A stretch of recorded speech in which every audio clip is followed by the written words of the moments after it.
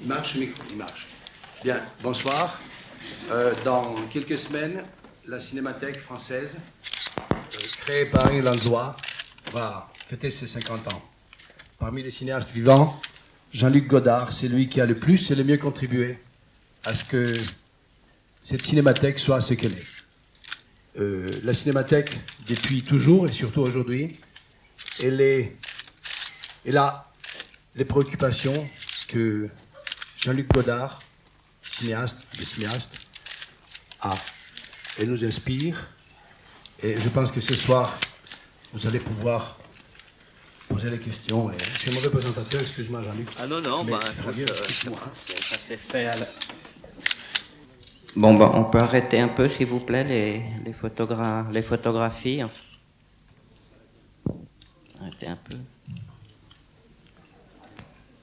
Ou si les photographes ont des questions à poser, hein, vous gênez pas.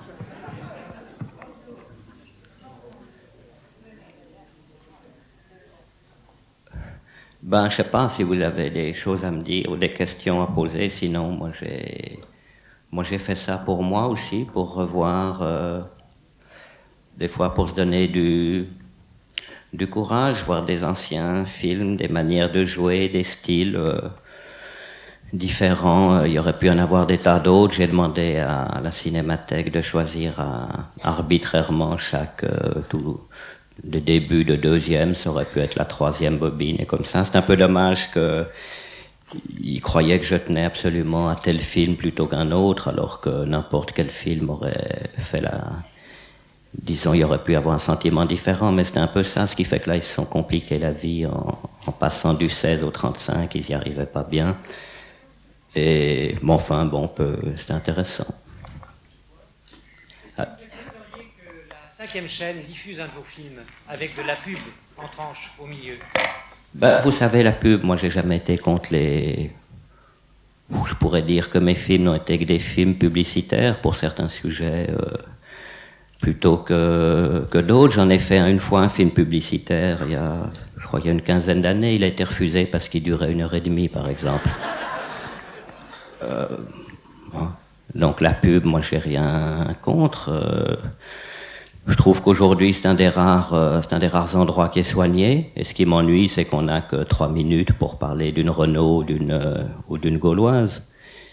En particulier, le fait que les films soient coupés, ce qui me gêne, c'est que moi, j'ai pas le droit de mettre ce qui s'appellerait même de la publicité, même de trouver des fois un peu de l'argent sur des objets ou sur des choses ou sur des paysages ou sur des choses dans les films que je saurais tout à fait faire passer comme ça, mais ce que je trouve pas juste, c'est que la publicité soit réservée à quelqu'un et à quel endroit. Moi, ça me gêne pas que mon film soit coupé par la pub éventuellement, si je peux la fabriquer ou l'accepter ou la mettre d'avance. Le reste, entre RTL qui coupe les films en 2 et Berlusconi qui va les couper en 6. Qu'est-ce que vous aimez mieux de couper en 6 ou en 6 morceaux ou en 2 morceaux, je sais pas. Si l'ogre avait demandé au petit Pousset que c'était mieux que je te mange en 2 fois ou je te mange en 6 fois. Ceci dit, c'est notre responsabilité, hein. C'est nous qui avons tous ensemble fait que la télévision est devenue comme ça et que le cinéma est devenu comme ça aussi. Donc à des moments c'est bien, c'est un peu... Ça fait un peu maintenant cérémonie un peu mortuaire, si vous voulez. Mais ceci dit, il y a toujours la mort et la vie, il y a plein de trucs. Donc moi j'étais content, surtout là je regardais, enfin je sais pas, effectivement ça encourage, on doit se dire, on doit pouvoir trouver encore des gens qui jouent comme Liliane Guiche, des opérateurs qui photographient comme Karl Freund, enfin je sais pas, beaucoup de choses, des essayistes qui sont peut-être pas forcés d'aller en prison comme Parajanov pour arriver à une telle beauté ensuite. Enfin je sais pas, moi je suis comme, il pourrait y en avoir des tas. Je pense que ce type de projection devrait être fait régulièrement dans Hallydeck ou ailleurs, qui s'est un peu envie. Enfin, moi qui suis un peu un ancien du point de vue âge du cinéma, ce qui me frappe parmi les jeunes aujourd'hui, c'est qu'ils ne connaissent pas. Là, pour un prochain film à TF1, j'ai engagé une jeune femme. Elle m'a demandé qu'est-ce qui vous plaît en moi. Je lui ai dit c'est que vous ressemblez à Dita Parlo. Elle ne savait pas qui c'était. Même Nathalie Baye, je lui avais dit tu devrais pouvoir jouer comme Barbara Stanwyck si tu étais un peu sérieuse. Elle ne savait pas qui c'était. Donc,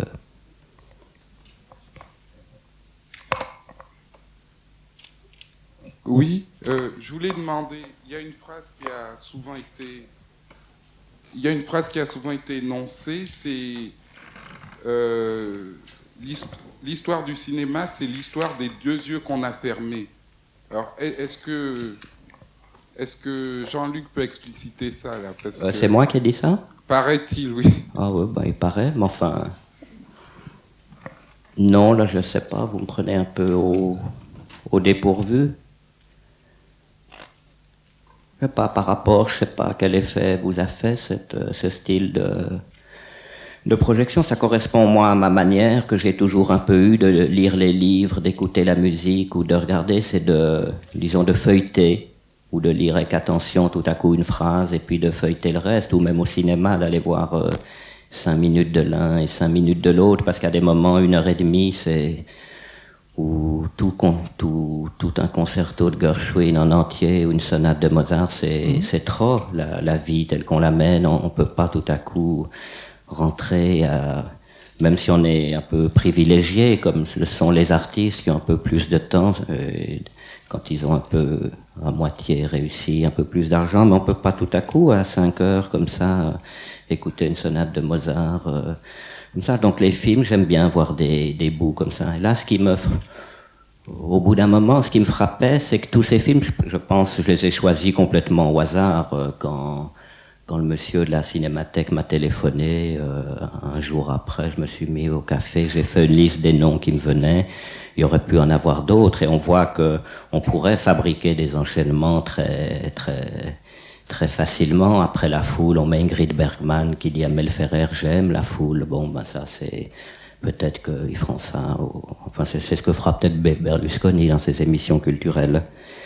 Mais ça, c'est pas des vrais enchaînements. Là, il y avait quelque chose, je trouvais, c'est que... Je sais pas pour vous, mais enfin, je pense que vous aimez un peu le cinéma ou ce qu'il était, et qu'il a perdu cette capacité un peu d'élan et de projection, de se projeter, justement, d'abord de se projeter chez soi dehors, pour aller dans un endroit comme une navette spatiale et temporelle qui vous reprojette dehors. Ça, c'était très flagrant qu'il y avait ça, et que presque à la fin du muet, ça s'est perdu avec le parlant qui est venu, qui est la prénaissance, qui était l'embryon de la télévision. Et là, il y avait quelque chose, je trouvais, enfin ça c'est mon avis, qu'on prenait les films au hasard, donc, on entrait au hasard, et tout de suite, dans tous, il y avait ce qu'Hitchcock a appelé du suspense. Tout de suite, il y avait quelque chose. Et c'est tous des films qui, d'une certaine manière, sans que je les ai choisis du tout pour ça, moi je dirais qui ont un sujet, mais qui n'ont pas d'histoire. D'histoire au sens où les producteurs ou les banquiers aujourd'hui vous disent what's the story, ou c'est quoi l'histoire. Or l'histoire, c'est peut-être une manière d'approche comme ça, mais si on avait passé brusquement un film de Verneuil, disons, pour prendre mon ennemi habituel, je pense qu'on n'aurait pas pu comprendre ce qui se passait. On aurait pris un film de Verneuil, on en aurait vu 5 minutes, on n'aurait pas pu comprendre. Tandis que là, immédiatement, on comprend. On comprend peut-être pas tout le film ou toute l'histoire, mais on comprend qu'il y a quelque chose entre celui-là et celle-là, entre ceux-ci et celle-là, ou qu'il y a entre le paysage. Immédiatement, on ne se pose pas de questions. Et on pourrait en voir. Après tout, ils sont tous pareils. Parce que je pense qu'ils ont aussi quelque chose dont j'avais essayé une fois de parler avec Libération à propos du tennis, puis ça les a pas tellement intéressés, qui était le style. Et ça, c'est quelque chose qui s'est perdu. Et je pense par rapport à ce que j'appellerais le style là-dedans immédiatement, que ce soit le style de Lilian Guiche ou celui de son partenaire, qui est inconnu, dont on ne se souvient plus, mais qui jouait comme comme jamais, c'est pas pour... il m'en voudra encore de dire du mal de lui, qui est Depardieu, mais qui est jamais, je crois, Depardieu pourrait faire comme ça, en parlant dans un dialogue. Je sais pas, et moi je serais pas capable de l'aider à le faire non plus, vu les moyens qu'on a aujourd'hui. Voilà quelque chose qui s'est perdu. Donc il y avait un certain, je sais pas, de la force et de l'innocence, quelque chose, des illusions certainement. Il y avait beaucoup d'illusions. Alors par rapport au style, mais je pense qu'ils avaient tous du style et qu'on voyait alors des styles différents. Immédiatement, quand on voyait Le Dernier des Hommes, on voit quelque chose qui part du décor. Avant, on voyait le cinéma français, feuillade, tourné complètement à plat, et tout de suite, dans Le Dernier des Hommes, on voyait des angles. Bon, c'était l'expressionnisme allemand. C'est le moment où l'Allemagne aussi prenait un virage, c'est-à-dire changeait d'angle politiquement au niveau de toute une nation. Enfin, le style. Et par rapport au style, donc, justement, j'avais essayé d'en parler à Libération. Je devais faire parce que c'est quelque chose qui m'est resté sur le cœur, d'avoir pas pu entrer en contact même avec des gens sympas comme ça aujourd'hui. C'est ce que sont devenus les médias. Alors, vous savez, 5e chaîne, première, 3e, 17e. C'est les chaînes. Donc, avec Libé, je devais faire le reportage de Flushing Meadow et j'avais cherché des photos d'anciens joueurs, Cochet, Perry, Suzanne Langlaine, Bill Tilden. Et puis des photos de joueurs récents que j'aimais bien, Henri Lecomte, Chris Evert, enfin des... Il y avait quelque chose de très frappant, c'est que, et du reste Deleuze l'a remarqué dans son bouquin, mais juste en parole, et une revue comme Science et Vie l'avait remarqué aussi dans une photo, c'est que la photo de Suzanne Langlaine, même prise par l'Arctique aujourd'hui ne pourrait pas prendre une photo de Chris Evert de la même façon. Il y avait une espèce de mouvement qui était contemporain de Matisse ou Braque, qui était quelque chose qui était le style. Et le style, on l'a perdu dans le cinéma. Alors il y en a, j'ai exprès passé, là, en fin de programme, des gens qui cherchent à garder quand même, ce qui est difficile aujourd'hui, un style, une originalité, que ça soit effectivement Piala dans Passe ton bac, ça s'appelle pas Police, alors ça marche pas. Pourtant les dialogues, les scènes de parents et comme ça sont, à mon avis, beaucoup, beaucoup plus fortes. Le film de Garel, je l'ai mis simplement pour montrer qu'il y a encore du muet. Il y a encore du muet et tout à coup c'est ce qui fait sa puissance. Quelqu'un qui a besoin du silence. Il y a peu de films qui ont besoin du silence. Très peu. Enfin voilà, je vous ai dit, vous avez peut-être d'autres choses à dire. Moi j'étais très heureux de revoir Billing Kitty Blanc de McLaren. Ah oui, moi aussi je l'avais jamais vu, alors j'étais bien content. Justement, je voulais vous demander pourquoi choisir un film qui a été fait sans caméra et avec un son dessiné par rapport à l'ensemble de votre choix. Parce que les films faits sans caméra, je sais pas, j'ai toujours été... Je sais pas, je vois pas tellement de différence avec ou sans caméra. Et petit à petit, je me suis mis à penser l'histoire de McLaren, qui est devenu à moitié aveugle, je pense, à force de graver sur la pellicule et plutôt que d'écrire ou comme ça. Donc je pense que y a quelque chose par rapport à ce que vous disiez, les deux yeux fermés. Je pense que si un tyran m'offrait le choix pour continuer entre perdre la vue ou perdre les mains, je crois que je choisirais perdre la vue et pas perdre les mains pour continuer à faire des films. Ceci dit, je ne souhaite pas que ce tyran arrive. Donc, Blankety Blank, je sais pas, c'est dur. Bizarrement, c'est le seul de tous les films qu'il y a où il y a une histoire avant le sujet. C'est peut-être parce qu'il y avait le générique et la fin, mais il y a une histoire. C'est le seul. C'est peut-être parce qu'il n'y avait pas de caméra. Je voudrais poser une première question. Moi, je trouve qu'actuellement, tous les cinéastes le cinéma va mal un petit peu à cause de la télévision. Je trouve que les cinéastes ont un peu peur de dire qu'ils aiment le cinéma. Je trouve que aucun des films actuels que l'on peut voir, ils clament leur amour du cinéma. Je trouve que c'est un peu dommage. Et que ça lui nuit au cinéma. Écoutez, Je sais pas. Je sais pas. Pourquoi dans Et vous-même, vous êtes... Pourquoi dans vos films, par exemple, vous dites pas que vous aimez le cinéma Ah ouais, bah par alors- rapport à la télévision, quoi? Non, moi j'ai pas de veine, je l'ai tellement dit que j'ai fini, qu'à la longue j'ai cessé, parce qu'on disait on le faisait remarquer dans tous nos premiers films, puisqu'on est né ici, enfin ici, non, à côté rue avenue de Messine, mais enfin on est aussi, je sais pas, moi je suis l'enfant du CNC, je suis l'enfant de la Cinémathèque aussi. D'abord la Cinémathèque, puis du CNC aussi, c'est des... Bon, alors on a tellement dit qu'on aimait le cinéma, on a tellement insulté de Delannoy à Verneuil encore aujourd'hui qu'ils faisaient peut-être des films, mais que ces films n'étaient pas du cinéma. Aujourd'hui, c'est devenu l'inverse. Moi, je dis aux gens pour les insulter, bon, vous faites du cinéma au sens où le journal d'Antenne 2 l'entend, ou le Festival de Cannes l'entend, mais vous faites pas des films, c'est pas des films ce que vous faites.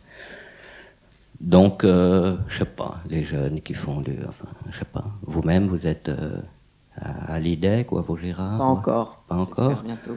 Ben, je sais pas. Moi, j'ai eu la chance d'être refusé, si vous voulez. Et mais le cinéma, moi, j'ai l'impression, si vous voulez... Enfin, moi, j'ai une bizarre impression, je veux dire. J'ai 55 ans, donc j'ai 55 ans, je me dis, c'est quasiment 60, c'est presque 70, 80, donc j'ai presque déjà 80. Et puis, en même temps, en tant qu'année de cinéma, ben, j'en ai 25. 25, finalement, c'est l'âge où j'avais rêvé de faire mon premier film, l'âge où Orson Welles a terminé Citizen Kane. Et je me dis, bon, ben, j'ai 25 ans. Quelle chance extraordinaire d'arriver dans un milieu que je ne connais absolument pas. Ce qui fait que même à des moments Miéville, que je vois très, très souvent du mal à... me croit pas. L'autre jour, je l'entendais qu'il discutait avec Paini. Moi, je n'ai pas dit grand-chose. Et puis, après, je lui disais, mais tu sais, je sais pas comment tu vas faire, parce que c'est faire du cinéma, d'après tout ce que je vous ai entendu dire, vous, Paini, et toi, Anne-Marie, mais ça me semble incroyablement compliqué et bizarre. Et j'ai quand même vraiment ce sentiment-là, qui fait que...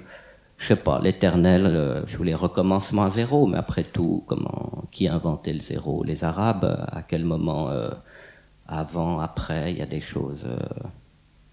Je trouve que si vous voulez, les jeunes que je rencontre, mais je me donne pas beaucoup de mal peut-être pour en trouver d'autres, ils me semblent d'abord vouloir être dans le cinéma, vouloir être metteur en scène, ou je sais pas, à cause d'une espèce de gloire et du fait qu'on en parle beaucoup, et plutôt que de faire un film d'abord. Et ça, c'est quelque chose qui m'étonne beaucoup, car qui n'était pas notre propre à nous. Je me souviens très bien de Romer et de Rivette en particulier, qui faisaient beaucoup de 16 à l'époque où une bobine de Bochet, pellicule qui a disparu, coûtait quelque chose comme 20 000 anciens francs. 3 minutes en 16. Romer économisait sur son salaire de professeur, Rivette sur ses pensions de sa maman qu'elle lui envoyait de Rouen, très chichement, parce qu'il ne devait pas être riche. Moi, sur de l'argent que je volais à des oncles un peu plus riches, heureusement. Moi, j'étais prudent, je les suivais, j'attendais plutôt comme ça, mais ils ont fait. Romer tournait la sonate à Kreutzer en muet. La sonate à Kreutzer en muet. Et je me suis souvenu longtemps après que Tartuffe, de Murnau, de Molière, enfin, était tourné muet. Molière muet. Ben, il faut le faire quand même. Donc quel élan extraordinaire, quelle ingénuité, quelle force incroyable, parce qu'on comprenait tout. Et aujourd'hui, si vous voulez, ces jeunes, quelquefois, moi je les décourage pas, mais je vois que depuis j'ai toujours dit la même chose. Quelque chose que je me garde comme poire sur la soif, c'est toujours la même histoire. Je raconte Voyage en Italie. Quand j'ai vu Voyage en Italie, j'avais jamais fait de film, j'en avais vu un peu à la Cinémathèque. Et un jour, j'ai vu un film fait avec des bouts de ficelle, ou même si c'était financé par la RKO de l'époque, c'était quand même des relatifs bouts de ficelle. 2 personnes dans une voiture et le monde autour en écho, en miroir. Je me suis dit, on peut faire des films bon marché. Parce que quand même, si j'économise 1 an, je connais personne, mais je dois pouvoir persuader une fille, un garçon de monter dans une voiture, et puis le monde, ben, je verrai comment le mettre. Et c'est resté toujours mon espoir. Et aujourd'hui, avec tout ce matériel audiovisuel, enfin, cher, mais relativement bon marché, on ne peut pas me dire qu'on ne peut pas s'acheter un petit VHS, un petit téléviseur. Et je suis toujours étonné combien les gens qui déposent des projets au centre et qui fatiguent les yeux de ces braves lecteurs du centre, le centre devrait recevoir, je ne sais pas, 4-5 projets de films par an, mais pas plus. Mais il y en a 400, 500, donc il y a inflation. Donc ça ne peut pas être bon, c'est pas vrai. Quand on est 50 à dormir dans une pièce, on dort mal. Donc il y a quelque chose, pourquoi des jeunes comme ça qui ont des moyens. Un écrivain, il a une plume, un crayon, il ne va pas demander à Gallimard du papier ceci ou du papier cela.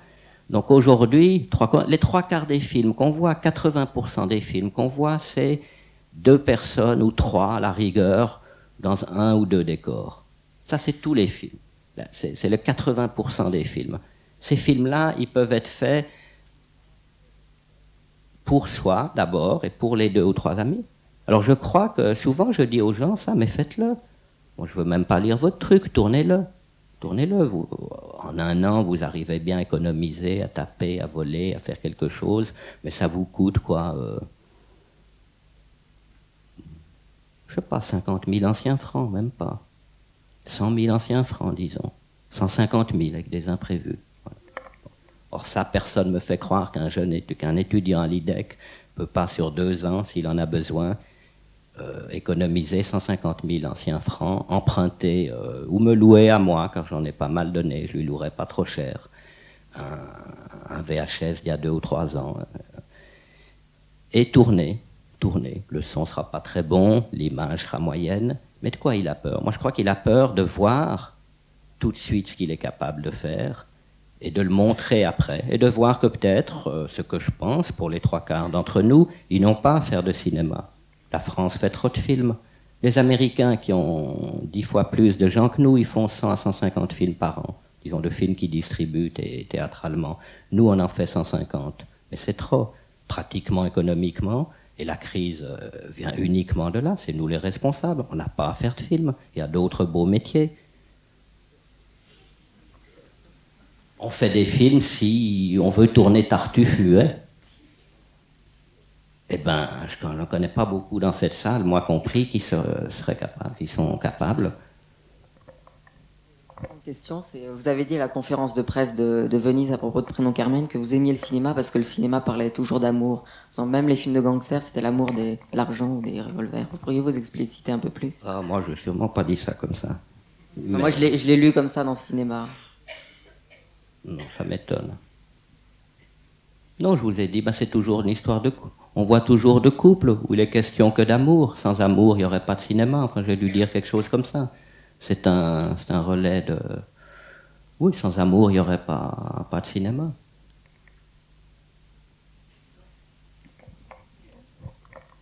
Dans Un bout de souffle, vous dites que si on a le choix entre le tout et le néant, on prend le chagrin comme compromis. Et le cinéma que vous faites, c'est quel choix entre les 2 côtés? Non, c'est une citation de c'est drôle, c'est une citation, parce que j'ai beaucoup cité le cinéma et au bout de 7 ou d'une dizaine d'années, j'ai arrêté de citer les films ou comme ça, je me suis mis à citer des livres plutôt ou d'autres choses. Maintenant, dans le dernier film, dans Détective, on m'a reproché qu'il y avait des livres, si vous voulez. J'ai trouvé un peu. Et là, c'était une phrase de Faulkner dans Palmier sauvage, qui est un roman qu'encore aujourd'hui... Alors là, je suis dans le même cas, parce que je me dis, Jeannot, si tu veux le faire, tu achètes une petite Canovision 8 mm et tu tournes Palme sauvage tout seul, et tu vas le montrer à la Fox ou à la Chase Manhattan Bank, et tu leur demandes s'ils veulent refinancer ce film autrement. Voilà. Vous voyez, mais enfin, comme j'ai d'autres choses à faire, mais il y a des gens qui n'auraient que... C'est possible. C'est ce qu'on a fait. De là est venue notre force et notre élan. Puis après, il faut garder son élan, ce qui est effectivement difficile, assez difficile aujourd'hui, puisque ce qu'a inventé le cinéma et que le muet commençait à porter à sa perfection, et qui était un art populaire qui qui montrait avant de parler, qui fait qu'on comprenait tout de suite, ben effectivement, si quand on voit une image de camp de concentration, on comprend tout de suite, ça, c'est gênant pour pas mal de gens, et qu'on préfère une photo bâclée et puis un texte, et on dit jamais plus. Mais jamais plus cette photo. Tout à l'heure, vous parliez de style. Dans le livre qui vient de paraître, qui est un recueil de vos textes critiques et avec des entretiens, on peut lire des critiques que vous avez faites sur des gens comme Nicolas Ray ou sur des gens comme Douglas Sirk. Moi, quand je les ai lus à l'époque dans les cahiers, j'avais l'impression que c'est par votre style à vous, en les écrivant, que je comprenais le style de Sirk et le style de Nicolas Ray. Cet article est commencé par un tas de comparaisons, par exemple. Et ce que j'ai l'impression, c'est que si aujourd'hui il n'y a plus de style dans le cinéma, il y a aussi un problème, c'est que la critique, ou disons le média critique, n'a plus le style pour écrire sur le style. Il y a une espèce d'ignorance de ce que c'est, alors que le public peut-être le sent, mais n'a peut-être pas non, très mais confiance. oui, mais ça, la critique est plus que... Enfin, comme j'aime bien le 0, si vous voulez, que c'est un chiffre que j'aime bien, ça me gêne toujours de dire que les gens sont nuls, par exemple. Parce qu'en même temps, pour moi, c'est... Mais la critique est absolument... Enfin, on peut pas dire nulle, mais je sais pas où elle est absolument nulle part, que ce soit mes amis des cahiers, nos ex-ennemis positifs, tous, enfin, je parle pas des émissions critiques à la télévision, des trucs comme ça, de temps en temps, il y a quelque chose. Si Frédéric Mitterrand n'avait pas un peu la foi, comme ça, c'est pas très bien ce qu'il fait, mais il a la foi. Et non, mais il parle de quelque chose du cinéma qui est à la fois passé et qui va peut-être revenir. Donc c'est quelque chose. Il n'a pas besoin de synthétiseurs électroniques et de génériques super brillants. Donc je préfère ça. Mais la critique, vous savez, la grande différence, enfin, je sais pas, ça l'a fait la nouvelle vague. Je sais pas, il y a des écoles, enfin. L'école allemande, le néo-réalisme italien, Fassbinder et compagnie, et nous, 3 ou 4 à la Nouvelle Vague, parce qu'on était quoi, 2 et demi, 3, Rivette, moi, François, Chabrol était un peu en dehors, ensuite il y a eu les cahiers, il y avait l'autre, tout ça c'était des petits mondes, Varda et Demi, René n'était pas du tout de ce groupe-là, ou comme ça, bien qu'il y avait du mouvement. La différence, c'est que écrire pour moi sur Nicolas Ray était faire un film. C'est pour ça qu'on a mis du temps. Moi, j'ai commencé dans le cinéma vers 20 ans. Je n'ai pas commencé du tout comme le louche à 3 ans, voyant un Chaplin, puis en me disant, moi, je vais faire ça. J'ai commencé à 20 ans, je ne m'en souviens plus du tout comment ça s'est fait. Sous l'influence, je crois, de Romer, d'un ciné-club, dont j'ai de 3 ou 4 ciné-clubs, dont on ne parle plus du tout, qui pour moi était le ciné-club du Musée de l'Homme, avec Armand Colliès, qui est bien oublié. Le ciné-club surtout du quartier latin, avec Frédéric Frechel. Frédéric Frechel, quel poète et quel gangster du cinéma, celui-là. Il était magnifique.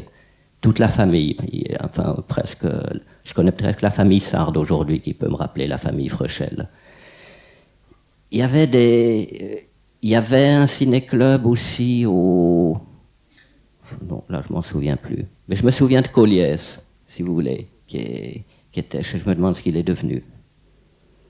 Donc les critiques parlaient des films, mais on n'osait même pas. Moi, quand j'ai présenté mon premier article à Doniol, ça a été comme présenter un premier manuscrit à Gallimard ou à Grasset ou des choses comme ça. Et écrire sur les films était faire des films. Il n'y avait aucune différence. Pour moi aujourd'hui, même il n'y en a encore aucune, sauf que des fois à cause de mon nom, je ne sais pas, les gens, si on dit du mal d'eux, ils le prennent mal, je ne sais pas pourquoi. Donc c'est difficile. Alors qu'on avait comme politique au départ de dire uniquement du bien. Uniquement. Et c'est François, qui a ensuite enlevé de sa biographie une partie des articles pour ses propres raisons, qui a commencé à dire du mal nominativement. Mais toujours des œuvres. Jamais Orange et Bost ne sont sentis aussi attaqués que par la critique de leur adaptation du journal d'un curé de campagne, parce que ce qu'avait fait François. Ils mettaient simplement la phrase de Bernanos, la phrase d'Orange et Bost. Le lecteur jugeait. Et Orange et Bost jugeaient aussi. Donc la critique, alors je sais pas, moi la critique, et puis la critique est quelque chose, c'est spécialement, bon, dans les autres pays, ils n'ont jamais eu de critique. À mon avis, il y a que la France qui a eu des critiques d'art. Ça a commencé avec Diderot, ça a suivi avec Baudelaire. Ensuite, il y a eu, c'est mon histoire, Élie Faure, un des premiers à avoir parlé du cinéma. Il y a des premiers à avoir fait, enfin, la critique subjective. On ne peut pas dire que Pasinetti est un critique, on ne peut pas dire que, comment il s'appelle ce Hongrois que j'ai jamais lu. Hein? Voilà, c'est ça. C'est pas des critiques, ça, c'est peut-être des gens sympathiques comme ça, mais c'est pas des critiques. Diderot était un critique, mais il était écrivain. Baudelaire était un critique, et comme ça. Ensuite est venu Élie Faure, qui était le premier qui s'accomplissait dans la critique. Ensuite, il y a eu André Malraux, qui était de nouveau écrivain. Et ensuite, il y a eu Truffaut. Et ça s'est terminé assez vite avec Truffaut et Cournot, par exemple, qui pour moi étaient des derniers exemples dans la lignée de Truffaut. Mais effectivement, aujourd'hui, ça ferait du bien aux critiques d'aujourd'hui d'ici, qui ont dit du bien du Cimino, du dernier film de Cimino. Ben, ça leur ferait du bien de lire l'article de Cournot, paru autrefois dans l'Observateur, qui s'appelait À la verticale d'Hanoï, et qui démolissait un film de Hawks que moi j'aimais beaucoup.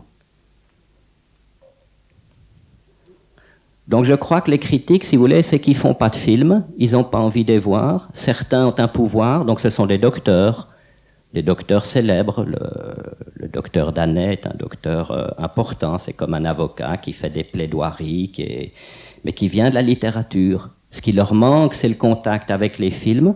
Alors l'avoir dans la salle, comme on l'avait eu sous Langlois, c'est normal, ça peut plus exister comme ça, ce phénomène de découverte, et vu ce que font les films.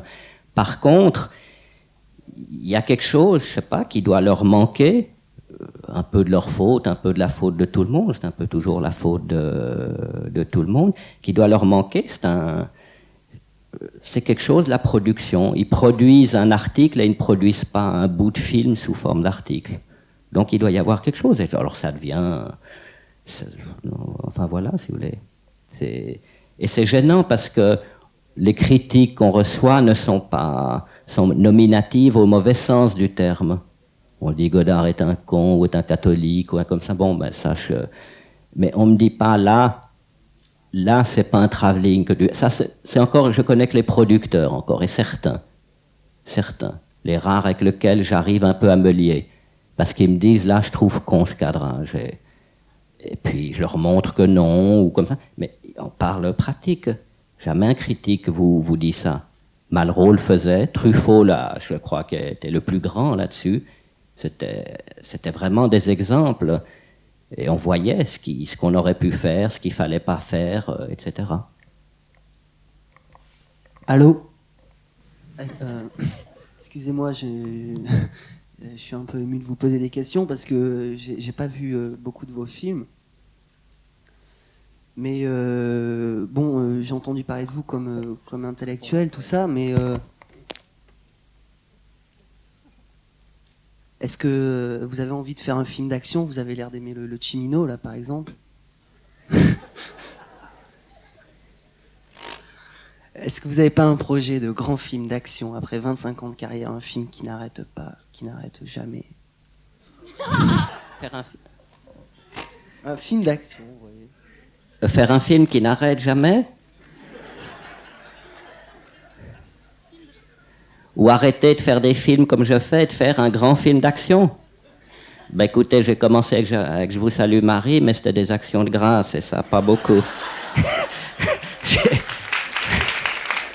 Donc j'ai dû mal commencer. Et puis... Mais oui, mais alors vous vous rendez pas compte, mon vieux, c'est le prix. Non, ça marche pas, là, ce que vous dites. Non, mais attendez, je vais vous parler de l'argent. Voilà, on en revient toujours là. Bah tant mieux, alors. C'est pas le cinéma, ça. Vous avez dit tout à l'heure que on pouviez faire des films avec très peu d'argent. Alors faites un film d'action avec rien. Ça, faites-le. Et puis là, on sera content. On dira, bon, Godard, il vit encore, il est pas mort encore. Bah, je trouve J'espère que vous êtes pas mort, moi. Ce serait triste. Bah, j'espère aussi. Mais je trouve que j'en ai fait pas mal, mais avec presque rien. Et je n'ai fait que... Ben oui, merci bien, mais Non, c'est pas ça, mais par rapport à... Enfin, vous avez commencé par l'argent. les Quand je vous disais l'argent par rapport à film d'action, laissez-moi vous expliquer ce que j'entends. Prenez Naissance d'une nation. Bon, on a vu Lys brisée, là. Je ne sais pas si Naissance d'une nation est avant ou après Lys brisée. Avant. Naissance d'une nation est avant. Bon, ben, quand ils ont fait Naissance d'une nation, sûrement j'invente un petit peu, mais il doit y avoir 80% de vrai, les films se tournaient en 1 ou 2 bobines, pour environ entre 2-3 000 $ de l'époque, enfin ça peu importe, et 10 000 $ pour les 2 bobines, qui étaient déjà plus 2 bobines, c'était Harem par exemple, hein, pour 10 000 $, c'était déjà une super production. Et puis quand ils ont fait Naissance d'une nation, ils ont dit, on va pas tourner un film on va pas faire un film de 2 bobines, on va faire un film de 20 bobines, puis peut-être de 40 bobines. C'est-à-dire, ils ont multiplié, même pas par 10, ils ont multiplié par 100. Puis on va pas faire un film de 100 000 $.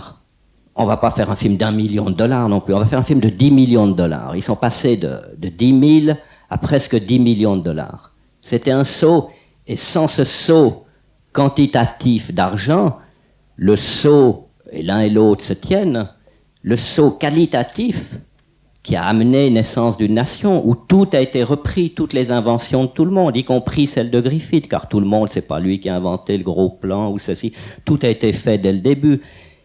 On a tout repris ça. Et pendant 3 heures, c'était... Et en plus, début du cinéma comme succès mondial. Comme succès mondial. Art populaire, tout le monde comprend. On n'imagine pas. Si aujourd'hui un film, comme prenons Apocalypse Now, pour donner d'exemples de films chers, si vous voulez, était fait avec la même différence d'argent, mais c'est pas 40 millions ou 50 millions de dollars qui sont déjà considérés comme extrêmement chers parmi les Américains, mais c'est 500 millions multipliés par 10 de dollars, car les 40 millions de dollars qu'il a dépensé Coppola en 3 ans, mais c'était ce que chaque matin, le comptable de l'ambassade américaine arrivait chez l'ambassadeur et disait « Aujourd'hui, monsieur, la journée nous a coûté 50 millions de dollars. » Donc moi, ce que j'appellerais un vrai film d'action, à des moments, c'est des films où il y aurait cet argent-là. C'est même pas la peine d'y penser, je peux même pas le regretter. Même Zidi n'obtiendrait pas l'argent. Même Zidi avec Romy Schneider, Depardieu, le fantôme de Gabin, le fantôme, il n'obtiendrait pas ça. Et s'il l'avait, il ne saurait pas quoi en faire. Ah, c'est triste. À des moments, il faut mieux en rire, non? Alors, moi, je me suis cantonné dans des films, mais effectivement, à des moments de moins en moins chers, en me disant, toujours, il y a cette possibilité de voyage en Italie. J'aurai toujours une vieille caméra VHS où je pourrais la faucher, un tel, toujours, si je veux vraiment faire un film. Peut-être, tant que j'y suis pas vraiment forcé, mais à des moments, effectivement, je pourrais le montrer à d'autres. Et ils me diront, c'est bien, c'est dommage que plus de gens ne le voient pas, mais on sera content. Ce contentement, on l'a pas, on veut tout de suite plaire à plus. Non, moi, on plaît au nombre de gens dont on pense qu'ils vous ressemblent un peu, qui sont des fois difficiles à tenir. Mais par rapport à l'argent, quand vous dites faire un grand film d'action, une scène d'action comme on en faisait à l'époque de Buster Keaton ou des choses comme ça, même Elena et les hommes. Aujourd'hui, la production française ne pourrait pas faire Elena et les hommes. Ça coûterait plus cher que les Pirates de Polanski. Ils ne pourraient pas. Les gens sont plus là, les menuisiers sont plus là, les costumiers sont plus là. On ne peut pas faire ça. Alors, qu'est-ce qu'on appelle film d'action? Je ne sais pas. Dans toute votre carrière, vous avez abordé pas mal de sujets. Alors le sujet, non, attendez, parce que le sujet, je crois c'est quelque chose qu'au début du muet, ils abordaient facilement. Mais le sujet, mais le sujet, c'est pas l'histoire. Je me demande qu'est-ce que c'est le sujet? C'est celui qui dit « je ». Mais par exemple, le roi. Ah non, il dit « nous », justement. Le roi ne dit pas « je », justement, parce qu'il a des sujets et il n'a pas de sujets à lui. Il n'a que des sujets à lui. Donc dire « je » à travers un autre, c'est trouver un sujet. Par exemple, prenons... Et tous les films qui ont du succès aujourd'hui, les rares films, il y en a moins, mais les rares films qui en ont un sujet. Rambo a un sujet. Il le maltraite et il le cache. Car il suffirait qu'il appelle son film Vietnam, il marcherait moins bien. Il suffirait donc... Mais il a un sujet, il est en prix, bien ou mal, mais il a quelque chose. Il le cache, il le déguise. Moi, je trouve le film infect parce qu'il ne dit pas, et il aurait moins de succès. Il aurait moins de succès. Par exemple, 3 hommes et un couffin, qui est exactement pour moi le même exemple que Rambo. Il a un sujet, mais il le déguise. Le bébé, on l'appelle couffin, on le met dans un berceau. Et même Freud verrait un couffin, hein, c'est pas mal joué. Et dès que le bébé, que en tout cas la moitié de la France a dans son ventre, puisque c'est les femmes, même le bébé, dès qu'il s'agit dans le film de Colin Serrault de partir dessus, de faire quelque chose avec lui, aussitôt, on lui met un paquet de drogue à la place. Et le public est à la fois content qu'on lui ait parlé de quelque chose, mais qu'on ne l'ait pas trop montré, et de conserver le tabou. Voilà, ça c'est ce que la critique, alors là, nos amis des cahiers auraient pu au moins souligner dans leur critique de ce sale couffin. S'il vous plaît. Tu vas un peu trop dans le sens du poil en critiquant la critique. C'est pas, il me semble, c'est pas ce qu'il y a de pire actuellement dans le cinéma. Et pour revenir, enfin bon, elle est, on peut parler, on peut diagnostiquer, on peut se pencher sur elle, mais ça n'a pas grand intérêt. Moi, je crois, par rapport à la période dont tu as parlé, qui est la période où vous étiez critique et en faisant vos critiques, vous étiez cinéaste. Non, mais tu moi, sais, j'ai il y a relu toujours des textes de quelque toi. chose, c'est quand je critique, je me critique tout autant. Bien sûr. Alors si je dis que tu es nulle part, moi je suis nulle part, Bien et sûr. quand je t'écris, c'est en tant que de Mais personne je sais, de nulle part, de ce point de vue-là. Ah oui. Moi je serais critique tout autant, mais quand je vois que dans ce bouquin, vous n'êtes même pas arrivé, qui fait que je dois te rembourser moralement l'argent que tu m'as donné comme droit d'auteur, même pas arrivé à imprimer des photos propres. C'est-à-dire, moi qui étais en tout cas le plus consciencieux des professionnels, aussi, le plus maniaque, le plus bête, comme ça, mais le plus consciencieux. Les seuls gens avec lesquels j'ai des bons rapports, c'est avec les laboratoires, ou 1 ou 2 personnes du laboratoire.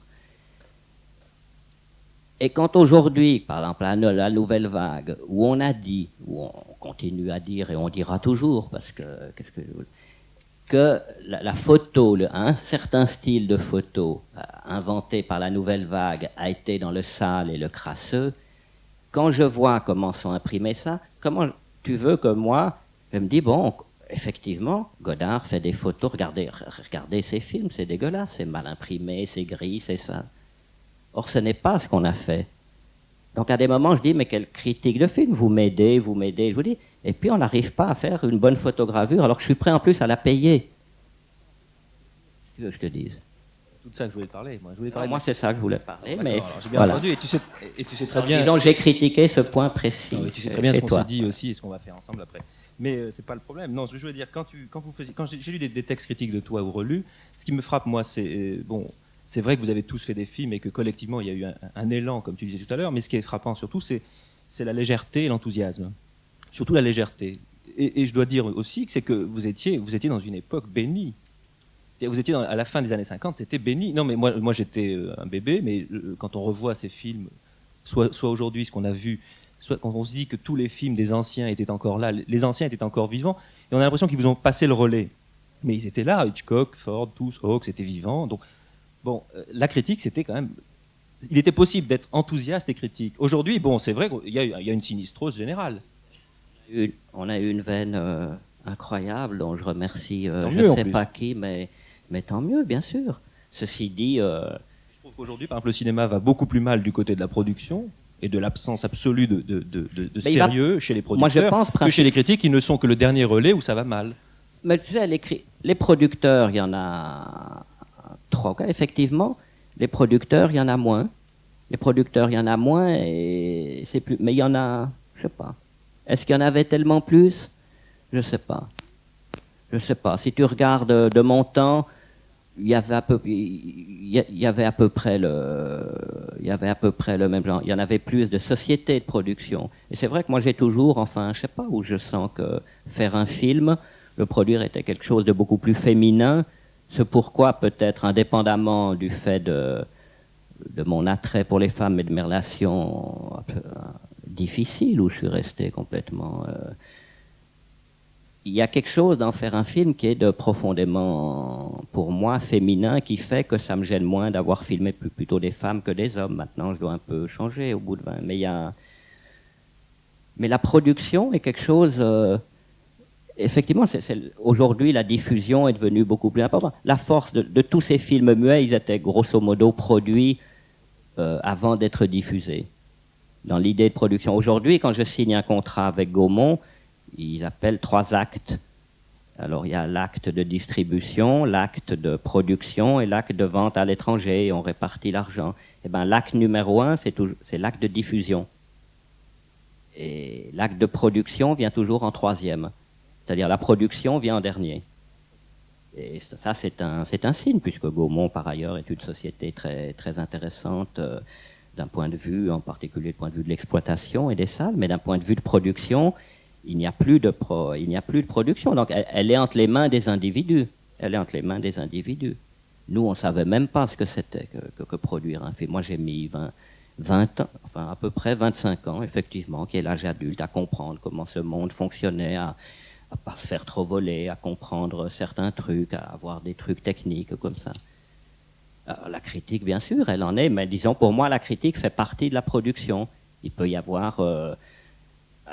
quand il y a des bouquins comme ceux de Deleuze, c'est intéressant, et puis en même temps, c'est intéressant à titre personnel. Tu vois des gens qui ont des idées, tu te dis, tiens, il y a des gens qui pensent, qui réagissent comme ça te donne... c'est bien, c'est très bien. Mais en même temps, elle se situe nulle part dans le cinéma. Elle se situe nulle part. La Nouvelle Vague, on s'est tout de suite situé à un point de vue de production. C'est pas comme ça qu'il faut faire. Où on doit aussi avoir le droit que Delannoy fasse ses films, d'accord, que Roger Hubert fasse ses photos et interdise de mettre des chemises blanches. Bon, mais on doit avoir le droit dans un film de mettre des chemises blanches.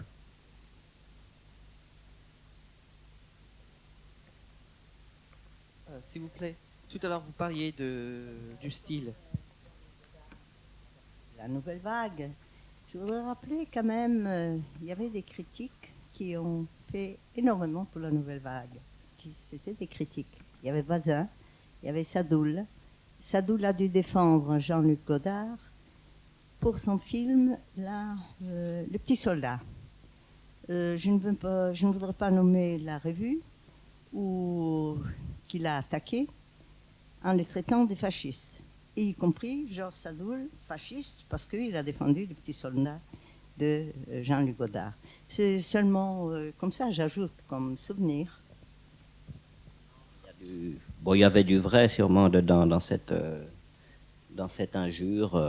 Je sais pas, chacun son passé, son existence, ses conditions d'existence, et j'oublie pas du tout Georges Sadoul, André Bazin, pas plus qu'Henri Langlois ou Mary Merson. Je cherchais à attirer l'attention sur un côté où, à un moment donné,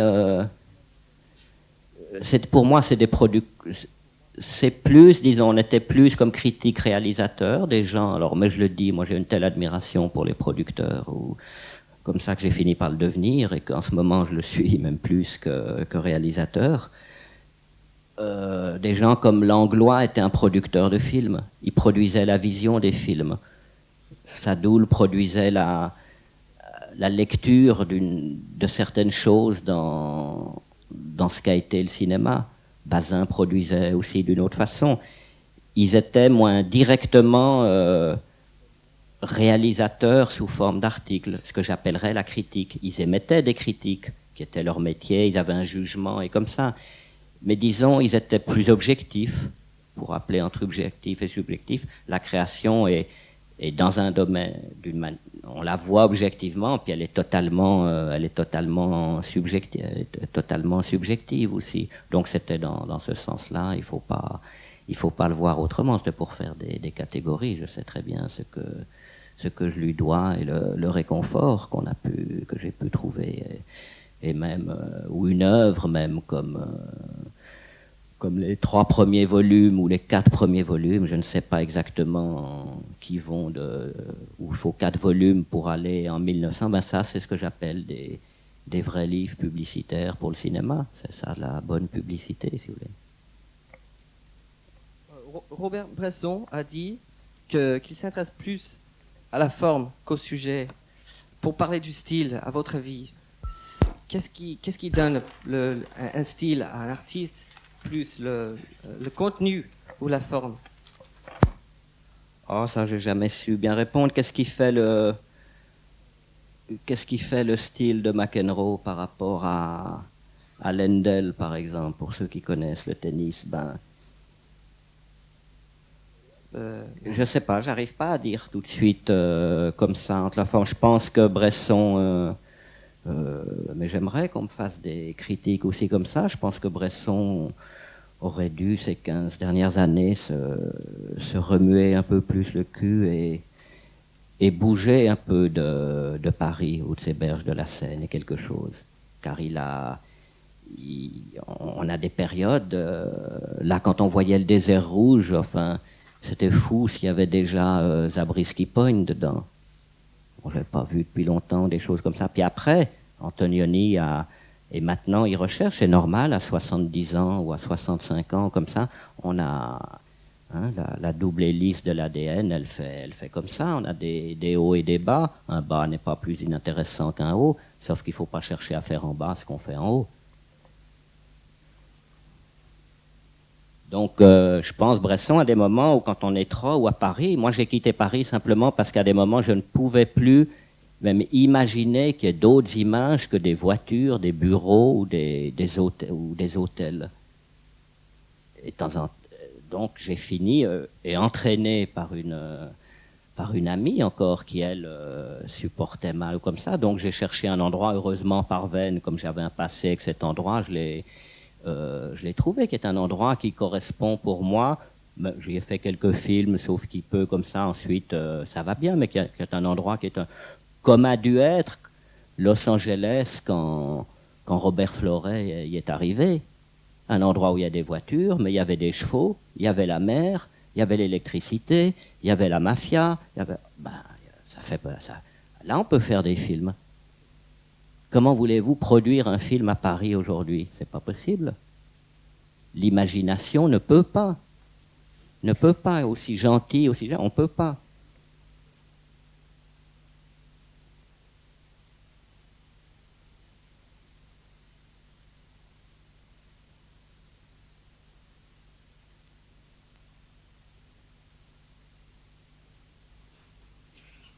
On peut produire certaines choses, à ceux-là à les faire, et puis les autres, il y en a trop. Alors je sais pas, que le meilleur gagne, ou le plus mauvais au contraire, ou quelque chose, mais il y a trop l'inflation, il y a trop.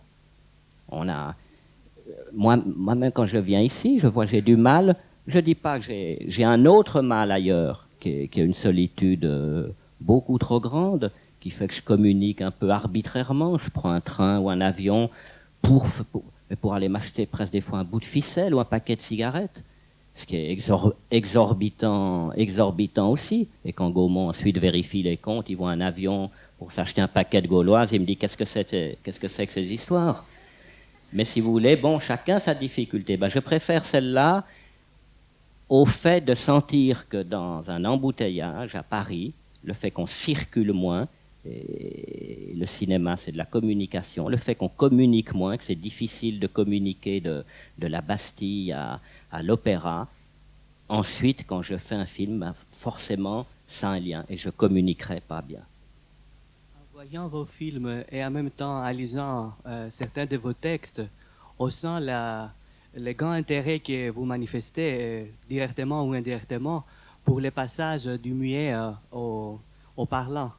Et je me demandais, en voyant ce choix de films, pourquoi il manque de films qui sont significatifs de ce point de vue-là, des difficultés qu'il y en avait les cinéastes, qu'ils ont encore d'ailleurs aujourd'hui, parce qu'en voyant un film comme Passion, on sent beaucoup ces problèmes-là, du son synchrone ou asynchrone, et qui manquait des films comme les films de Boris Barnett ou d'autres cinéastes qui étaient très préoccupés avec ces problèmes du passage du muet au parlant. Ah oui, bah certainement, mais il y a d'autres. Vous savez, moi j'ai fait ça juste comme ça, on ne peut pas tous les montrer, il y en a des centaines. Je ne cherchais pas à exploiter spécialement un thème, je cherchais pour profiter de cette occasion, pour revoir à toute vitesse, mais avec quand même 5 à 6 minutes, ce qui est des temps morts, revoir un peu de ce qui s'est fait comme ça. J'avais presque tout oublié. Mais par rapport à, là, pour répondre à Serge, c'est dire, on peut considérer qu'effectivement, cette histoire de télévision, de 5e chaîne, enfin qui dure depuis des années et des années, je me dis, tiens, je commence à comprendre ce que j'avais jamais compris, pourquoi même quelqu'un que j'admire pas extraordinairement, mais dont j'aime énormément certains films, comme 14 juillet ou 14 juillet, oui, de René Clair. Mais comment a-t-il pu être déboussolé et inquiet et là, je les sentais. Et nous, on est inquiets, les réalisateurs, connus ou pas connus, et j'espère que ceux qui ne sont pas connus et qui commencent le sont moins que nous. On est inquiets et on se dit, tiens, notre art ou notre métier, enfin, puis notre salaire aussi, va disparaître. Hein? C'est M. Berlusconi qui va faire Passion. Alors, je suis un peu emmerdé. Et en même temps, je me dis, non, mais tous les films muets, là, la moitié de ce qu'on a vu aujourd'hui, il y a tous ces films magnifiques dont René Clair avait peur par avance, dont Buster Keaton a non seulement eu peur, mais on ne l'a pas aidé à se débrouiller, dont Chaplin s'est débrouillé le plus qu'il a pu. Mais il n'a pas eu de veine non plus. Une fois, il s'est mis à parler, il a dit la vérité. Il a dit Hitler, non seulement, comme dit André Bazin, m'a volé ma moustache, donc vous voyez quel vilain personnage c'est, mais en plus, fin 1939, le dictateur implante 10 minutes où il parle, il dit la vérité. Hein, le premier gros beat de Chaplin. Alors il se dit, à quoi ça sert de parler? J'ai essayé pourtant, hein, depuis 10 ans il essayait. Pour une fois qu'il le fait, on ne l'écoute pas. Et Dieu sait s'il était connu. Enfin, je me dis, là, je trouve des motifs d'espoir, en disant, mais il y a sûrement des choses, bon, ça sera en vidéo, ça sera en cinéma, à la télévision, effectivement, c'est dommage, moi j'aime mieux voir un Rembrandt en taille réelle qu'en timbre-poste, par exemple. Mais les 3/4 des amoureux du cinéma que je connais, ils aiment ce timbre-poste. Quand je leur dis, c'est pas le film, ils me disent, mais tu veux dire quoi, c'est pas le film? J'ai vu ce film à la télévision. Je lui dis, non, tu as vu une petite reproduction du film. Et encore, c'est dommage que ce ne soit pas les Suédois qui ont inventé plus la télévision, les Japonais, parce que comme ça, l'écran serait un petit peu plus grand. Et il me dit, mais tu veux dire quoi, une reproduction du film? Alors je lui montre, Rembrandt, il dit, et il admet sur le livre qu'une photo de Skira ou de Flammarion est une reproduction, n'est pas le tableau. Mais, je ne sais pas, la prisonnière du désert, Citizen Kane, ou un film de Zidi, il dit, j'ai vu un film de Zidi. Je lui dis, non, tu ne l'as pas vu. Lui, il me dit, si, c'est lui qui a raison. Enfin, il a la majorité, en tout cas. Alors, je me dis, bon, je vais bien trouver quelque chose. C'est peut-être, je me dis à ma manière, ce que se disait René Clair, à sa manière. Or, comme j'ai la preuve encore aujourd'hui, grâce à la Cinémathèque ou à des endroits comme ça, qu'il y a existé quelque chose après, dont moi-même j'ai admiré, et j'ai aimé tout autant que j'aimais les muets, donc je me dis, ça va. Enfin, ça doit aller. S'il vous plaît, indépendamment des rencontres fortuites mais heureuses qui sont quand même assez rares, est-ce que vous acceptez de rencontrer des comédiens autrement que par l'intermédiaire d'agents casting ou d'agents artistiques? Écoutez, j'aimerais rien de mieux que ça, mais alors proposer que le syndicat des comédiens ou tous les acteurs comédiens me paye, disons, 8 000 francs par mois, et je ne fais que ça, et c'est ma vie. Et puis je me débrouille avec un petit VHS pour faire des choses pour moi, dont je garde les droits. Voilà, moi je veux bien, c'est le seul. Sinon, c'est pas possible. C'est pas possible, je peux rien faire. Moi j'ai pris un système, enfin je pense que tout, c'est dire envoyer des photos ou écrivez-moi. Je fais l'effort ceux qui ont fait l'effort de m'écrire ou de m'envoyer, je leur dois, c'est pour ça que je ne souhaite pas qu'ils le fassent trop, mais je fais l'effort de le lire et l'effort de le regarder. Ils ont fait l'effort de l'écrire comme ça, je leur dois ça. Et en général, quand il n'y a pas des stars qui sont déjà connus, tous les gens dans mes films ont été pris d'après ces photos envoyées et jamais après. Ou quand il y a le cas de Marouchka Detmers, c'est différent, puisqu'on cherchait quelqu'un, donc on s'adresse. On a regardé d'abord les photos, et puis ensuite on est allé chercher quelqu'un. Mais sinon, c'est très difficile. Je sais pas, c'est très difficile, ça doit être... Je pense que le mal que font... Mais puisqu'elles le veulent ou qu'ils le veulent, le mal que font les revues, les couvertures, le média, enfin, ça m'a frappé sur ces derniers films. C'est pas pour dire un peu du mal d'elle, des comme ça, mais par exemple entre Marouchka Detmers ou Myriam Roussel, ce qui m'a étonné, alors épistologiquement, d'un point de vue philosophique, comme ça, c'est que j'avais l'impression, si vous voulez, que quand Carnet a offert le rôle de Quai des Brumes à Michel Morgan, ou je ne sais pas si elle avait fait quelque chose d'autre avant, mais je veux dire, je ne pense pas qu'elle a pensé qu'elle deviendrait célèbre. Comme ça, le cinéma, Dieu sait, était très célèbre, Cinémonde existait, comme première existe. Et puis, autre chose, elle a sûrement d'abord pensé qu'elle ne saurait pas le faire. Elle avait peut-être envie, mais elle a quand même pensé qu'elle ne saurait pas le faire. Alors, quand j'ai proposé le rôle de Carmen à Marouchka, ou le rôle, alors Dieu sait, plus lourd, de Marie à Myriam, il m'a semblé que, on n'en a pas parlé comme ça, mais il m'a semblé qu'elle pensait à la fois, c'était naïf mais arrogant aussi, et ça c'est le fait de vivre dans cette société, qu'elle pouvait le faire.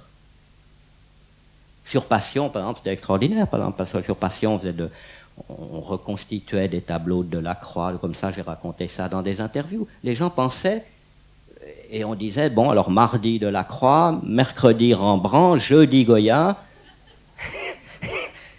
Mais si vous voulez, je pense qu'avant-guerre, ou ça c'est avant 50, les gens ne pensaient pas comme ça. Ça, c'est disons les médias. Mais les médias, c'est nous qui achetons ces revues. Enfin, vous et moi, en tout cas. C'est quoi le prélèvement de ton film actuel? Qu'est-ce qu'il y a avant et qu'est-ce qu'il y a après, vraiment? C'est un film qui s'appelle Rock X pour l'instant, sauf... est-ce que quand on... Tiens, je vais faire un sondage. Est-ce que quand on dit Rock X, enfin, ou Rock X, je ne pourrais pas dire Rock Y parce que ça aurait fait Rocky, mais Rock X... Est-ce que vous pensez que ça peut être un film porno? À cause du X? Bon, alors ça s'appellera, je pense, comme ça. Et c'est un film qui est...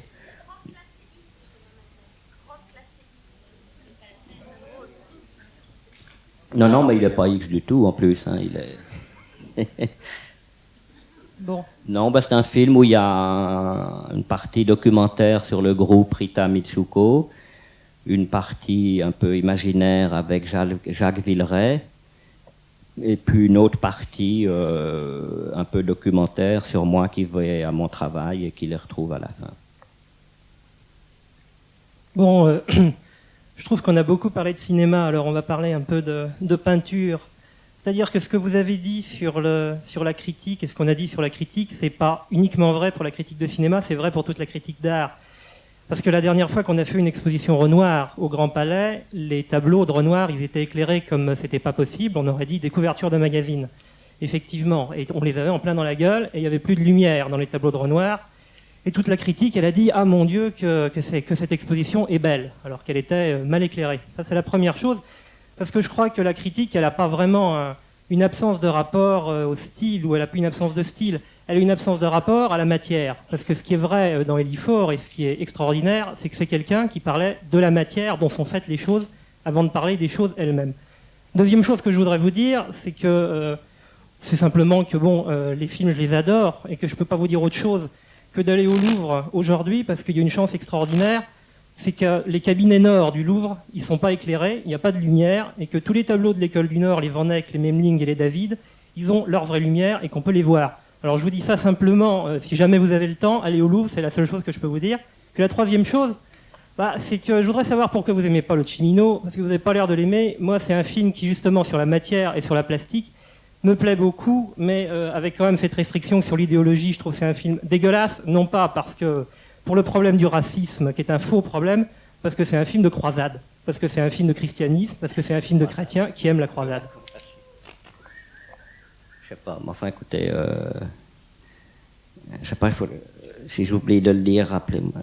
Non, par rapport à la lumière, bon, il y a peut-être une méthode pour entre la mauvaise et la lumière mal éclairée qui vous a pas satisfait. Moi, je les ai pas vus. Je pense que je serais peut-être, mais je m'y connais pas bien, si vous voulez. Je vois que chez moi, même des reproductions, alors même des pages de Paris Match, des fois qui a publié des beaux Picasso, des beaux Monet, même comme ça. C'est très difficile à bien éclairer. Il y a juste un petit moment, c'est bien. Je m'en souviens que Bernard Dufour, qui est un peintre avec lequel j'avais un tout petit peu travaillé à l'époque de Passion, du scénario de Passion, il m'avait raconté quelque chose sur Rubens, parce que j'aimais beaucoup Rubens, et lui me disait, j'ai jamais beaucoup aimé, puis qu'une fois, il m'a raconté comment il s'était mis à aimer Rubens. Il était allé le revoir au Louvre un jour, il avait passé toute une après-midi, car ça l'intriguait quand même, que lui n'aime pas Rubens, peut-être pas autant qu'un autre, mais qu'il n'arrivait pas. Et puis il est passé toute l'après-midi devant les Rubens qu'il y avait là, et puis bon, il n'y a rien de changé, il ne les aimait pas. Et à ce moment-là, il partait, le gardien a dit on ferme et éteint la lumière. Et dans la fraction de seconde où la lumière s'éteignait, il a jeté un coup d'œil à Rubens, et là il a aimé. Alors ce que je propose, c'est que dans les musées, ça soit de temps en temps on laisse dans le noir et de temps en temps on allume vite la lumière et c'est tout. Le Cimino, je l'ai pas vu et je commence enfin à cesser de dire du mal ou du bien de films que j'ai pas vus. Mais ça vient difficilement. Ça vient. Ceci dit, par rapport à il y a ce côté un fort magnifique mais idéologie dégueulasse, enfin. Il y a un truc, par exemple, le film je l'ai pas vu, le film de Lanzmann, Soa, qui a bien du succès à New York en ce moment. Et ça, la critique s'est pas penchée sur ses moyens d'écriture. Si vous voulez, Élie Faure était un écrivain qui avait choisi de faire de la critique, d'écrire plutôt que d'écrire des romans. Il avait choisi d'écrire quelque chose sur Rembrandt comme ça. Il était écrivain à part entière, un écrivain spécialisé, mais un écrivain à part entière, qui fait qu'il est assez unique par rapport à d'autres. Et quand Baudelaire ou Diderot faisaient de la critique, entre le neveu de Rameau ou des textes de Baudelaire sur je sais pas qui, il n'y a pas de différence entre ça et Les Fleurs du Mal. Pour lui, c'était un moment de son écriture, je crois, sur Delacroix, enfin je sais pas. Donc là, par rapport à Soa, si vous voulez, la critique, et je me disais, je ne peux pas recommencer à faire de la critique comme ça, car je n'ai pas du tout élucidé en tant qu'écrivain, cinéaste, je ne sais pas comment appeler ça, le fait que je ne voudrais pas me trouver dans la position de... C'était qui? C'était M. Collins du CNC, un des bienveillants fonctionnaires du CNC, qui me disait, Soa, quel film magnifique. Et alors donc, ce qui est magnifique, c'est magnifique de voir des Allemands oublier et ne pas arriver à parler de Ravensbrück. C'est probablement pas ce qu'il voulait dire, mais c'est pourtant ce qu'il a dit. Donc s'il était en face de Freud, Freud lui dirait « Mon vieux, vous êtes malade. Donc on va voir ça. » Et il dirait « C'est pas ce que je veux dire », mais Freud lui dirait « Oui, mais c'est ce que vous avez dit. » Et il recommencerait le lendemain, parce qu'on ne sait pas dire autre chose. Moi non plus. Je ne l'ai pas vu, mais je pense que je dirais quelque chose comme ça. Et j'ai envie de le voir. Pas parce que c'est magnifique, parce que j'ai envie de... Je pense qu'il y a quelque chose comme ça. On a envie. Et alors, bon... Alors ensuite, on pourrait relier ça à Rambo. Il y a certainement un bon mouvement. Mais il y a aussi un livre de Nixon qui paraît au même moment. Le livre de Nixon, il dit qu'est-ce qu'il dit? Il faut pas faire de Vietnam. Je sais pas, il vient de publier un livre qui a ce titre-là, pas de Vietnam. Un truc comme ça, c'est le comble quand même. Et on rigole pas quand on dit ça. Donc je sais pas. Alors par rapport à la critique, si vous voulez, la critique a une difficulté. Nous, effectivement, on pourrait dire, on a eu de la chance. Vous êtes à une époque où vous n'aviez pas besoin de vous poser ce problème. On en avait d'autres. Écoute, on en avait d'autres. Il fallait commencer par créer une revue. Bon, et puis quand il y avait une revue créée, il fallait s'y introduire. Moi, j'ai mis 5 ans à m'introduire à la revue. Truffaut a mis 1 an, mais moi, j'ai mis 5 ans. Moi, je m'en souviens, j'aimerais bien ça, j'aurais bien aimé que Bergala le retrouve, l'article sur le plaisir qui a été refusé par André Bazin. J'aimerais bien savoir ce que j'avais écrit à ce moment-là. Donc, c'était pas... Mais oui, non, mais je veux dire, c'était pas... Chaque truc, c'est difficulté. Moi, quand j'ai commencé à faire du cinéma, je venais d'une famille bourgeoise, dont une partie était en plus collaborateur pendant la guerre. J'ai appris le cinéma, mais je ne savais pas ce que c'était.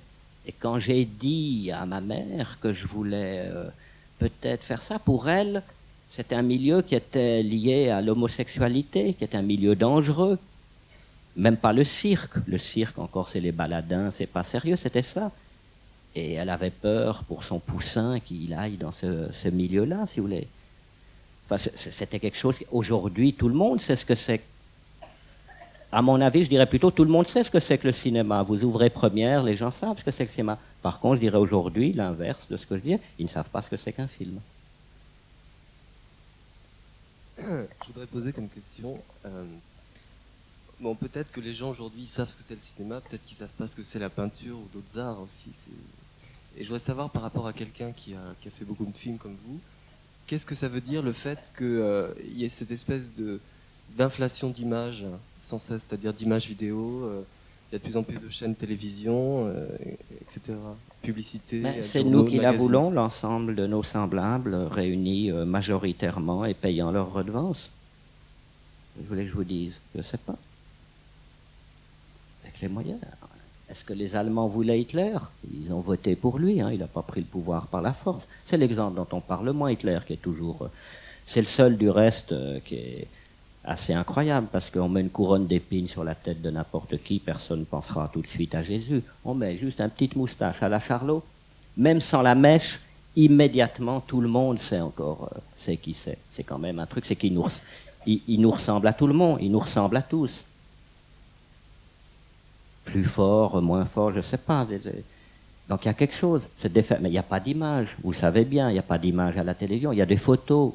Les Américains sont plus forts parce qu'ils sont plus pragmatiques et plus réalistes aussi. Ils ne disent pas des images, ils disent des pictures. Des pictures, c'est ce que faisait, voilà, ce que fait monsieur. Un picture. C'est pas une image, les Américains appellent ça picture. Par contre, quand il y en a plusieurs, ils appellent ça motion picture. Les Américains, ils disent pas télévision, ils disent network. Télévision, ça se dit pas télévision, ça se dit network. Télévision est le phénomène physique, l'invention, comme le tube cathodique. Mais ce qu'on appelle nous télévision, eux l'appellent network. C'est quelque chose de, ça explique leur force. Ils sont plus praticiens, uniquement ça. Nous, on a une autre force. On est plus rêveurs, on se laisse enculer, mais en même temps on recule, puis on avance. Bon, chacun ses systèmes. Donc, il n'y a pas d'image à la télévision. Il y en a. On peut même pas dire que Christine Ockrent parle en plan fixe.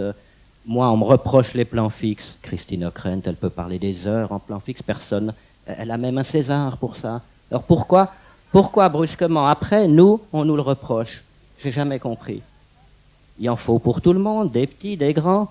Le racisme, c'est pas seulement sur les hommes, c'est sur ce que font les hommes et les femmes, sur ce qu'ils fabriquent. Il n'y a pas de problème de son à la télé, surtout, parce que finalement, dans vos films et dans plusieurs cinéastes, qu'est-ce qui se passe? Ils ne partent pas des dialogues, certains, ils prennent du son. Musique plus son. Extrait de Vertigo, vous avez pris musique et une scène sans dialogue, justement. Mais à la télévision, généralement, le son, il n'y a pas de travail sur le son. Le son peut être mauvais, mais il n'est pas travaillé. Mais allez le dire, ou si vous trouvez qu'il n'y a pas de travail, fermez votre poste. Parce que quand je regarde les émissions que vous avez faites, là, il y a un travail sur le son, mais personne n'a l'air de s'en rendre compte dans les autres techniciens de télévision. Mais très peu, puis c'est des conditions qu'on a voulu, dont les gens de cinéma sont grandement coupables. Aujourd'hui, ils s'en tirent en vendant leurs films à la télévision quand il pense que quelqu'un va arriver, qu'il les achètera pas cher, il commence par en dire du mal, ce qui est de bonne guerre. Mais les télévisions, comment ça s'appelait au début Hollywood? Ça s'appelait radio movies. Mais les gens, Skouras, Zanuck, Harry Cohn, Dieu sait si Harry Cohn était des grands producteurs, mais ils méprisaient les radio movies. Ils n'avaient pas envie, je sais pas quoi, ils étaient des gens un peu bizarres, qui aimaient le cinéma d'une certaine façon et pas d'une autre. On l'a voulu. Alors à ce moment-là, c'est les postes. Celui qui fait la télévision en France, mais c'est pas Drucker, c'est même pas Mitterrand, c'est Mexando. C'est le ministre des Postes. Il y a peu d'images. C'est pour ça que ça va mal aussi. Parce qu'il y a soi-disant plus... Mais il n'y a pas d'information. Il n'y a pas d'échange. C'est comme si au tennis, il n'y en avait qu'un seul qui envoyait la balle, sans arrêt. Il y a pas de... Ça ne veut pas dire qu'il n'y ait pas des choses intéressantes, des bonnes choses, de temps en temps, qui sont en général dues aux acteurs. À Platini, quand il fait un beau but, à tel chanteur, quand il fait quelque chose, à tel bonimenteur, comme Pivot, quand il arrive à indiquer quelque chose d'un livre en longueur. Bon, bien sûr, tout le monde n'est pas comme ça. Mais sur le fond, bon, mais c'est ça qu'on veut. C'est ça qu'on veut. Il y a quelque chose, par exemple, dans le cinéma muet, qui a énormément changé avec le parlant, c'était que montrer le travail était quelque chose qui faisait partie du spectacle. Regardez Chaplin, c'est quelqu'un qui a soit du mal à trouver un travail, soit quelqu'un qui fait mal son travail et ça fait rire ou pas rire, ou comme ça, ou ça fait... Mais la foule, c'est un chômeur, comme ça. Mais même après la guerre, quand un chômeur, ça marche une fois, peut-être avec De Sica, une fois, mais le film d'après, Umberto D, pof, zéro. Donc il y avait quelque chose dans le cinéma, mais le travail était profondément... Les gestes, ce qui fait qu'il n'y a plus de gestes aujourd'hui. Moi, les seuls conseils que je donne aux acteurs, c'est pas de regarder des films, c'est de regarder les émissions sur les animaux, où là, il y a des gestes. Ils regardent les animaux, et là, il y a des gestes, puis ils essayent de les faire. Enfin, c'est pas grand-chose, mais il y a très peu de gestes. Parce qu'il n'y a plus de travail. Et si vous montrez le travail comme nous, on l'a fait, mais d'une manière, alors... sûrement assez bête, stupide, pas très talentueuse à l'époque du soi-disant militantisme ou des choses comme ça. Il y avait un côté de retrouver quelque chose, ça nous semblait naturel. Mais effectivement, si vous montrez 1 heure de leur vie quotidienne qu'ils vivent, qu'ils s'intéressent à vivre, aux gens, ils n'en veulent pas. Pas sous une forme, c'est quelque chose qui a disparu, le mélange entre le documentaire et la fiction. Quelque chose qu'il y a de très fort chez Vidor, par exemple. Regardez, enfin, ce plan... Mais quand la fille, comme ça, j'ai été sidéré de voir le temps qui durait. Je me disais, bon, on va couper à l'autre plan, et ça dure, et ça dure. Mais il avait aussi des acteurs qui savaient faire quelque chose, qui avaient envie de le savoir ou quelque chose. Aujourd'hui, on est très diminué. Hein. À des moments, moi, j'aime beaucoup le sport parce qu'encore, Platini, hein, bon, il est payé, je ne sais pas combien de millions de dollars, mais il fait des buts. Moi, je n'oserais pas réclamer ça, je ne les ferais pas. Mais il y en a beaucoup qui les réclament et qui ne les font pas. Maintenant, je voudrais poser une question, ou c'est fini peut-être? Encore une question, puis on y va. Hein. Est-ce que vous pensez que c'est mieux de s'appuyer sur un auteur maintenant, de faire une bonne tragédie avec un bon auteur, ou de se faire un bon mélo avec des bons acteurs? Et faites ce que vous avez envie, si vous en avez vraiment envie. Et... Je sais plus quoi dire, quoi. Non. On ne peut pas donner de conseils. C'est simple, il y a les gens autour de vous. Nous, tout ce qu'on voulait, c'est filmer notre petit... On nous l'a assez reproché au début, que c'était qu'un petit milieu, mais que c'était tout ce qu'on savait faire. Et qu'on trouvait mieux ça que de filmer le vaste monde dans lequel on n'avait jamais été, ce que faisaient les autres, ou ce que faisait Hollywood, mais à l'époque où il avait une certaine optique et un certain style. Allez, bonne soirée.